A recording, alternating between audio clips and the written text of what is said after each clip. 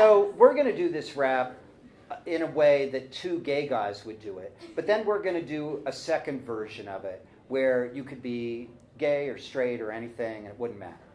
But to the extent that you're LGBT or working with an LGBT volunteer who is comfortable doing this, again, it's just a way to personalize it and humanize the issue. So that's why we're going to show you this version first. Thank you all for letting us stop in for the last couple minutes of class. We're here because it's election day. I'm sure a lot of you knew that already. But this is a really important election. It's probably going to be one of the most important ones in Minnesota in our lifetime. And the reason why is because I am on the ballot this year. And I'm not Mitt Romney, I'm not Barack Obama. However, I am a gay guy here in Minnesota. And this amendment that we have on the ballot that we're voting on would set me aside not only from marriage, but also from being accepted as a normal human being in our society. Yeah. How many of you even knew that there was an anti-gay amendment on the ballot? Oh, great. Well, I'm glad you knew. But maybe what you didn't know is that the election's extremely close.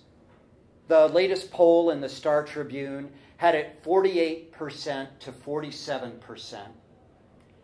And that means that a small number of votes could make the difference between winning or losing. And we live in a state where in many elections, more than 50,000 students fail to vote. We need you to vote today because students understand that anti-gay prejudice is a bad thing in a way that some other generations have not understood it.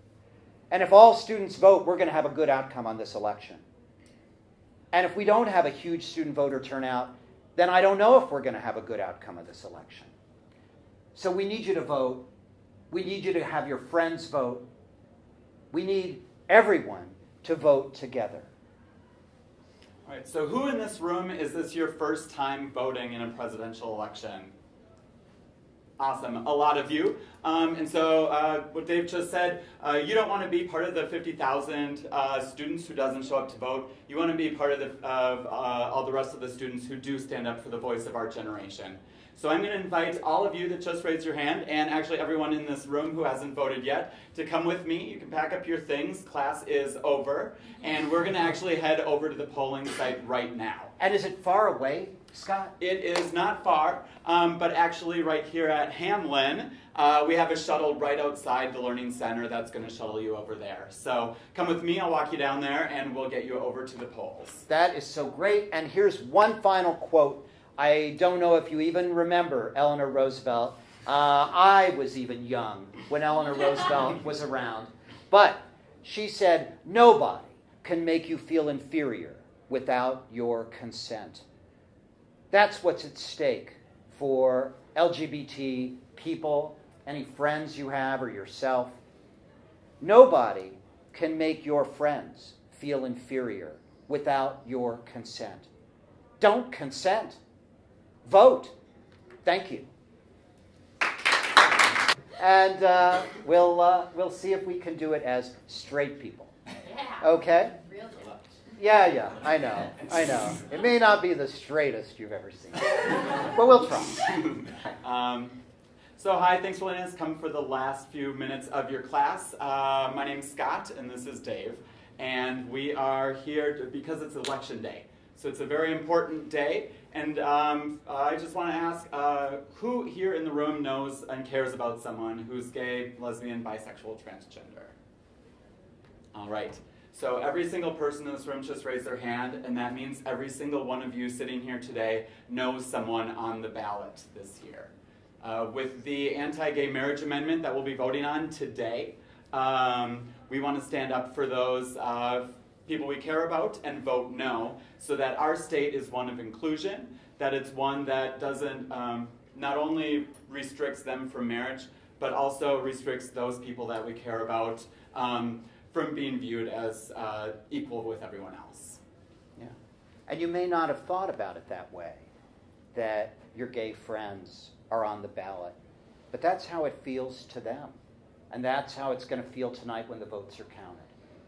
And when the votes are counted, by the way, it's going to be very close, because the polls have it right now at 48% to 47%. And so a small number of votes is going to make the difference. And in this state, where in many elections, 50,000 students don't vote, the truth is, if we all get out to vote, and we have a huge student voter turnout instead, we can make the difference on this important issue. We can make this difference standing up to anti-gay prejudice, and we can make the difference for our friends and how they feel about whether or not they're treated with dignity and respect in this state. So who in this room, is this your first time voting in a presidential election?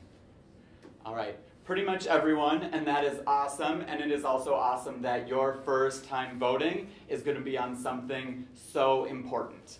So class is wrapping up right now. I'm going to invite all of you who haven't voted yet to come on with me. We're going to head over to the polls right now and get this thing taken care of. Thanks, Scott. And just one thought to keep in mind as you go vote today.